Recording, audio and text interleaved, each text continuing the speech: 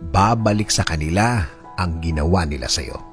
Kung may ginawa silang masama, kung may ginawa silang hindi mo gusto at grabe ang naging epekto sa iyo at nadamay ang ibang tao, hindi iisa ang araw. Babaliktad at babaliktad ang oras na ginawa nila sa iyo. Ang mga araw na hindi ka makatulog, babalik yan sa kanila.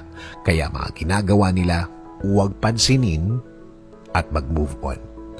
Lagi kong sinasabi na huwag gaganti. Huwag gagawa ng isang bagay na baka bumalik din sa iyo. Huwag susuklian ng masama, ng kasamaan din.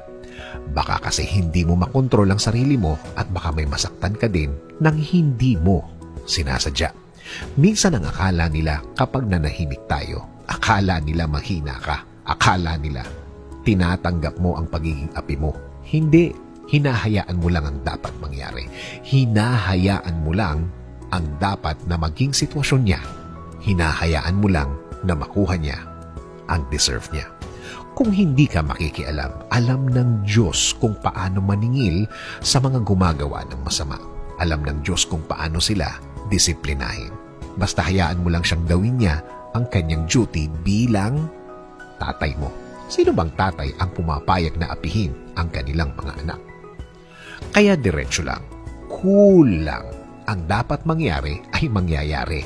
Yan ang pinakaganti mo. Matutong mag-move on palagi. Mahirap, pero pwede. Lagi dapat ang tingin mo ay sa dulo. Sa dulo na ikaw ang successful. Dahil pinili mo ang magpakakalma sa sitwasyong dapat galit ka, pero wala kang pakialam at nagtrabaho ka lang ng tuloy-tuloy. Let us pray.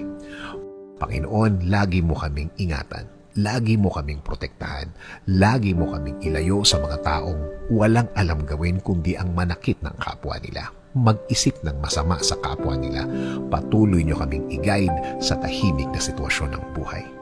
Itinataas po namin ang lahat ng sakit, lahat ng pasakit, lahat ng mga umiiyak kaming mga gabi. Palitan nyo po ito ng isang payapang puso at payapang buhay. Patuloy nyo kaming alagaan laban sa mga taong ito.